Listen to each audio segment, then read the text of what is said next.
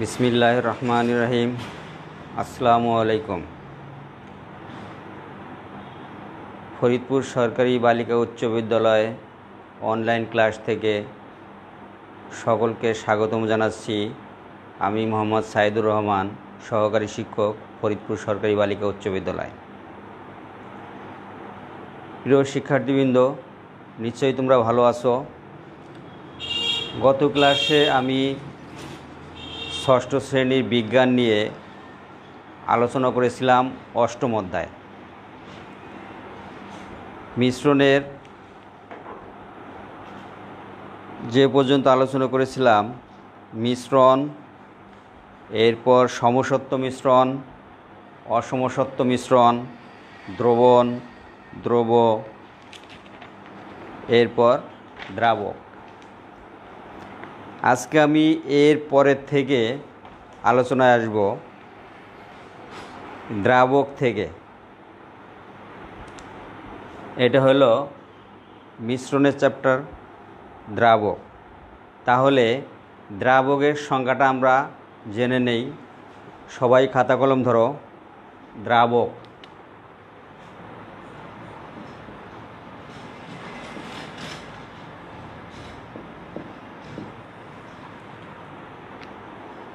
দ্রাবক দ্রবণের সাধারণত যে উপাদান বেশি পরিমাণে থাকে, দ্রবণের সাধারণত যে উপাদান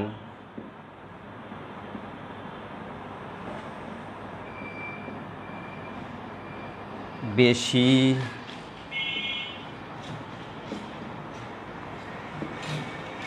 পরিমাণে থাকে, দ্রবণের সাধারণত যে উপাদান বেশি পরিমাণে থাকে তাকে দ্রাবক বলে।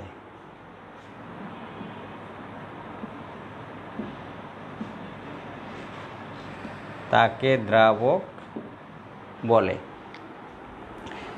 যেমন চিনির দ্রবণে বেশি পরিমাণে, যেমন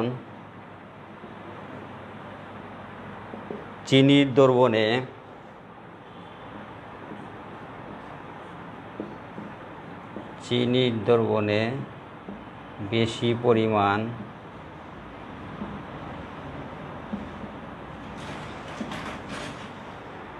চিনির দ্রবণে বেশি পরিমাণে থাকে পানি, বেশি পরিমাণে থাকে পানি।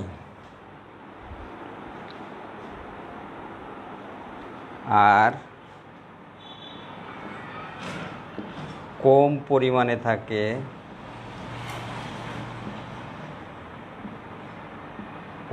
থাকে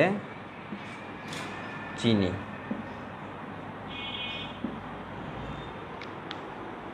তাহলে দ্রাবক কি দেখো, দ্রবণে যে উপাদান সবচেয়ে বেশি পরিমাণে থাকে তাকে দ্রাবক বলে।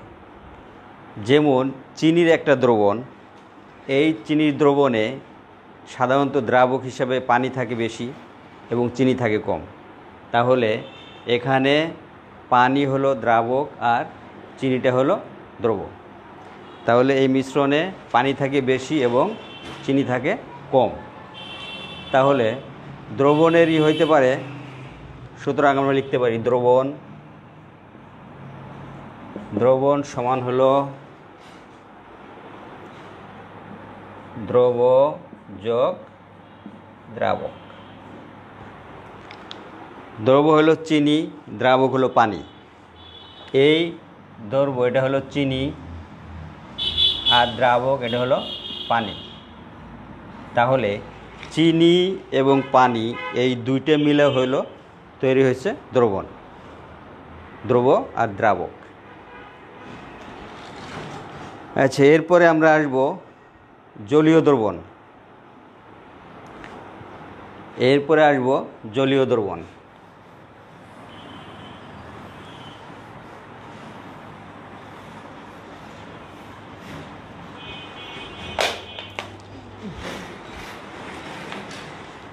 পরে হইল জলীয় দ্রবণ।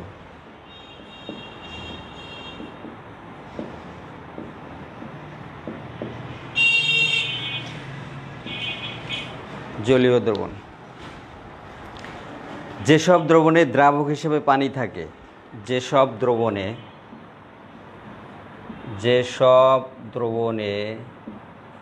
দ্রাবক হিসেবে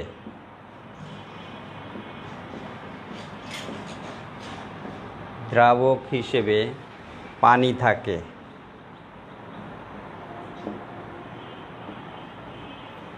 যেসব দ্রবণে দ্রাবক হিসেবে পানি থাকে সেসব দ্রবণকে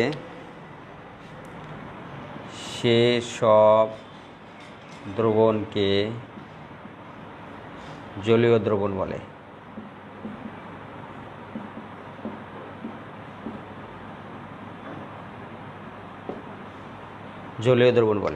তাহলে জলীয় দ্রবণের সংজ্ঞা কি? যেসব দ্রবণে দ্রাবক হিসেবে পানি থাকে সেসব দ্রবণকে আমরা জলীয় দ্রবণ বলতে পারি। আচ্ছা, জলীয় দ্রবণ। এরপরে হলো আছে পাতলা দ্রবণ। জলীয় দ্রবণের পরে আছে পাতলা দ্রবণ। এরপরে হলো পাতলা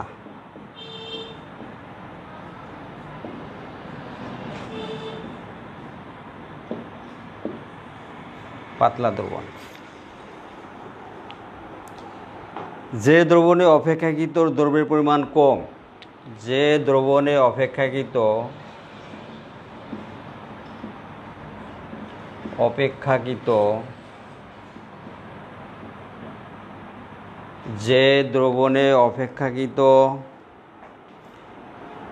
দ্রব্যের পরিমাণ কম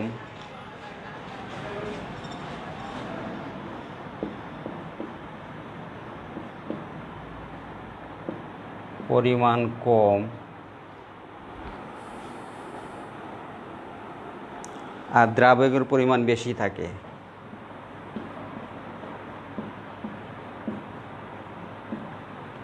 দ্রাবকের পরিমাণ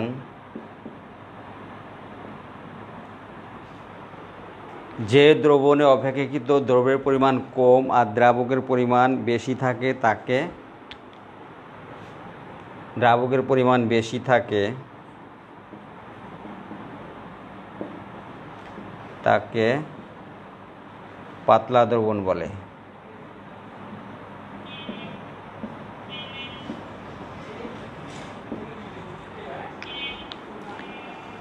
তাহলে যে দ্রবণে অপেক্ষাকৃত দ্রব্যের পরিমাণ কম আর দ্রাবকের পরিমাণ বেশি থাকে তাকে পাতলা দ্রবণ বলে।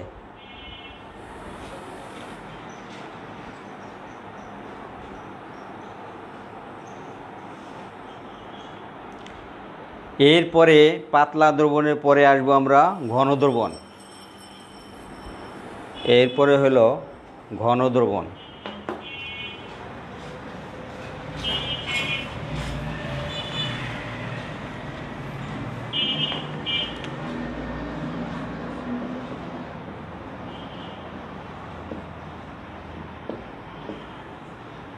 পাতলা দ্রবণ পরে হলো ঘন দ্রবণ। যে দ্রবণে অপেক্ষাকৃত দ্রব্যের পরিমাণ বেশি থাকে, যে দ্রবণে অপেক্ষাকৃত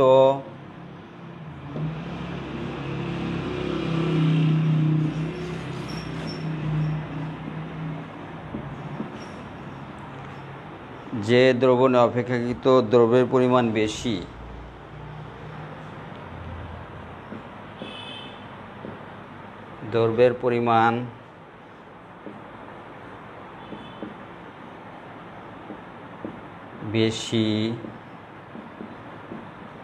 আর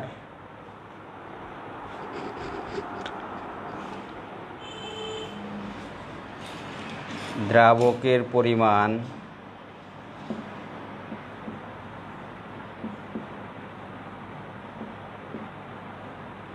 কম থাকে তাকে ঘন দ্রবণ বলে। তাহলে যে দ্রবণে অপেক্ষাকৃত দ্রব্যের পরিমাণ বেশি থাকবে এবং দ্রাবকের পরিমাণ কম থাকবে সেটাকে আমরা ঘন দ্রবণ বলবো।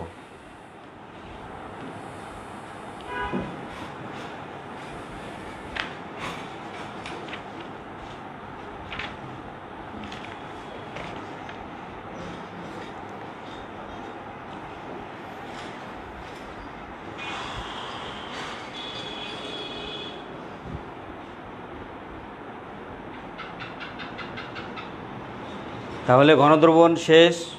যে দ্রবণে অপেক্ষাকৃত দ্রবের পরিমাণ থাকবে বেশি এবং দ্রাবকের পরিমাণ কম থাকবে, তার মানে পাতলা দ্রবণ আর ঘন দ্রবণ দুইটা বিপরীত। পাতলা দ্রবণে হলো দ্রবের পরিমাণ কম থাকবে আর দ্রাবকের পরিমাণ বেশি থাকবে, আর ঘন দ্রবণে হলো দ্রবের পরিমাণ থাকবে বেশি এবং দ্রাবকের পরিমাণ থাকবে কম, সেটাকে আমরা ঘন দ্রবণ বলবো। এরপরে আমরা চলে আসব কলয়েড। Colloid suspension. তাহলে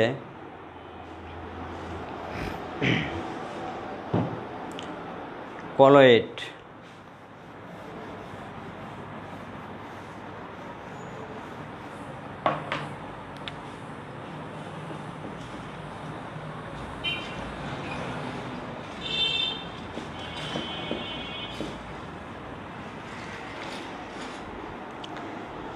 যে মিশ্রণে অতি ক্ষুদ্র কোনো বস্তু কোনো অপর বস্তু কণার মাঝে সাসপেন্ড বা ভাসমান অবস্থায় থাকে এবং রেখে দিলে কখনো তলানি জমে না। যদি তলানি না জমে সেটা হলো কলয়েড, আর যেটা তলানি জমবে সেটা হলো সাসপেনশন। তাহলে কলয়েড কি হতে পারে? দেখো, যে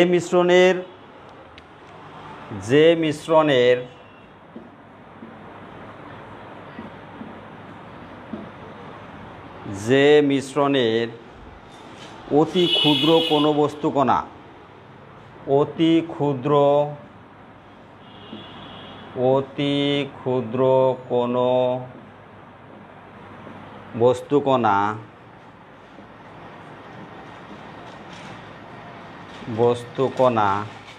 যে মিশ্রণের অতি ক্ষুদ্র কোনো বস্তুকণা অপর বস্তুকণার মাঝে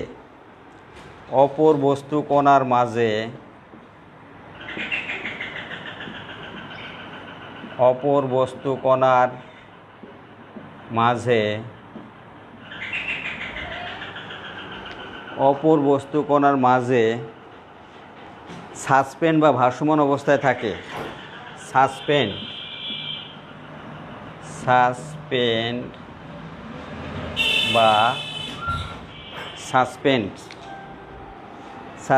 বা ভাসমান অবস্থায় থাকে বা ভাসমান অবস্থায় থাকে।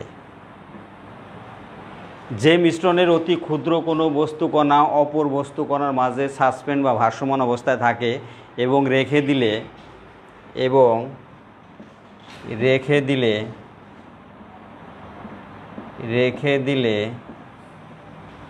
কখনোই তলানি জমে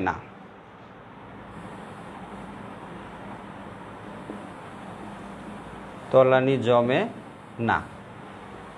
যে মিশ্রণের অতি ক্ষুদ্র কোনো বস্তুকণা অপর বস্তুকণার মাঝে সাসপেন্স বা ভাসমান অবস্থায় থাকে এবং রেখে দিলে কখনো এটা তলানি পড়ে না বা তলানি জমে না, তাকে কলয়েড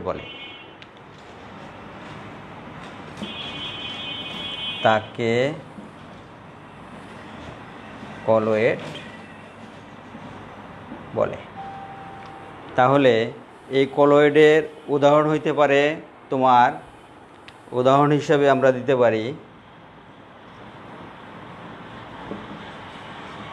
দুধ, আবার আসছে কুয়াশা।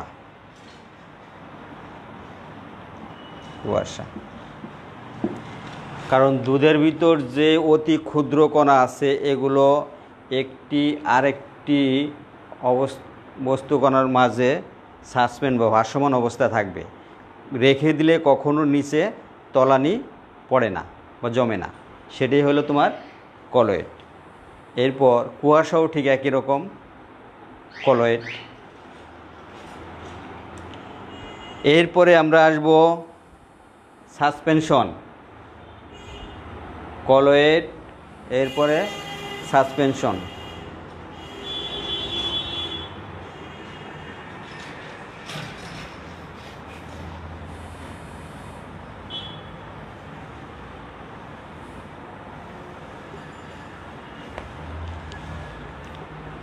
সাসপেনশন।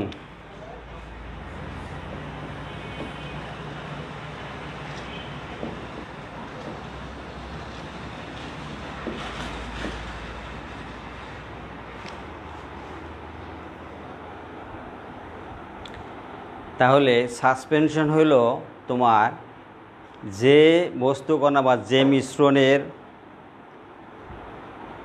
ওই উপাদানগুলো তোমার রেখে দিলে তলানি পড়ে, কিছুক্ষণ রেখে দিলে, মিশ্রণটা কিছুক্ষণ রেখে দিলে দেখা গেল যে নিচে তলানি জমছে, সেটাই হলো তোমার সাসপেনশন। তাহলে সাসপেনশনের সংজ্ঞা এভাবে লিখতে পারি আমরা, সাসপেনশন হলো এমন একটি মিশ্রণ, সাসপেনশন হলো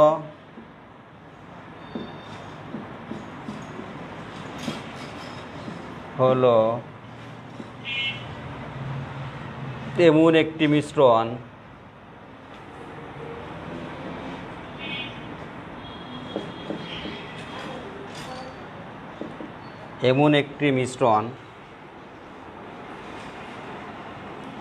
যা রেখে দিলে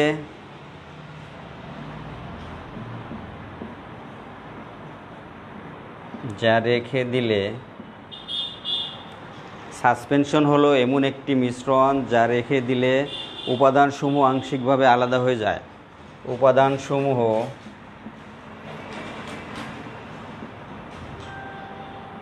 উপাদানসমূহ আংশিকভাবে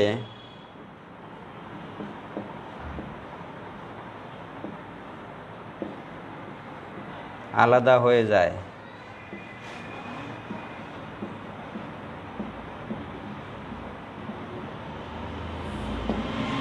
সাসপেনশন হলো এমন একটি মিশ্রণ যা রেখে দিলে এর উপাদানসমূহ আংশিকভাবে আলাদা হয়ে যায়, সেটাই হলো সাসপেনশন।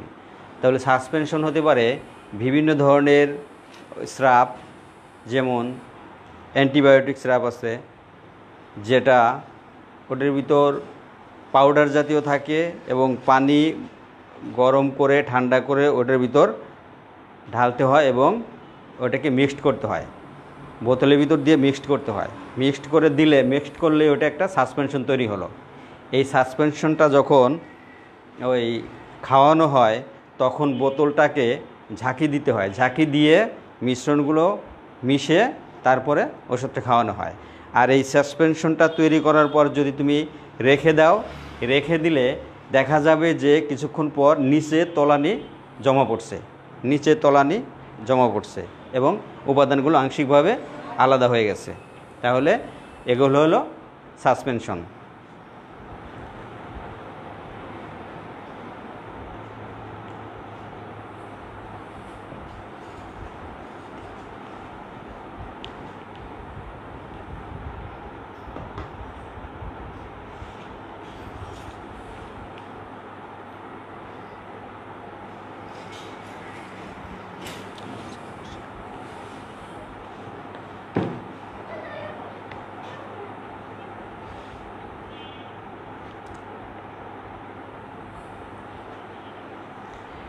আচ্ছা, এরপরে আরেকটা হলো অবিচ্ছন্ন দশা। তাহলে সাসপেনশন শেষ হলো, আরেকটি সংজ্ঞা আমরা লিখতে পারি অবিচ্ছিন্ন দশা। অবিচ্ছিন্ন।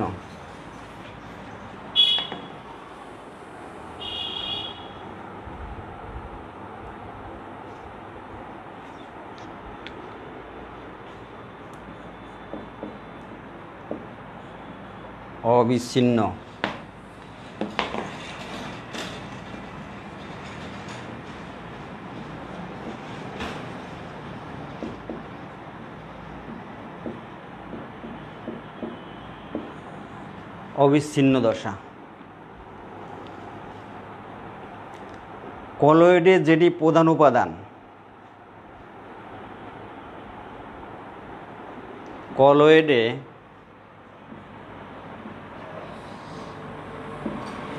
কলয়েডে যেটি প্রধান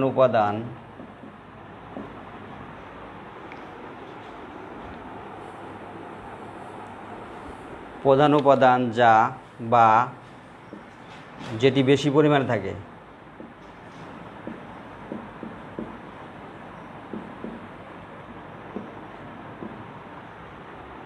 কলয়েডে যেটি প্রধান উপাদান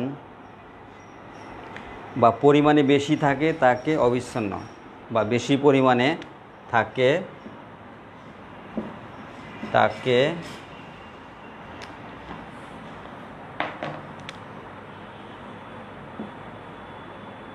তাকে অবিচ্ছিন্ন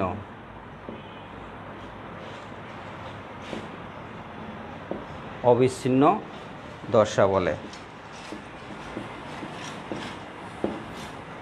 কলয়েডের যেটি প্রধান উপাদান বা পরিমাণে বেশি থাকে সেটাই হলো অবিচ্ছিন্ন দশা।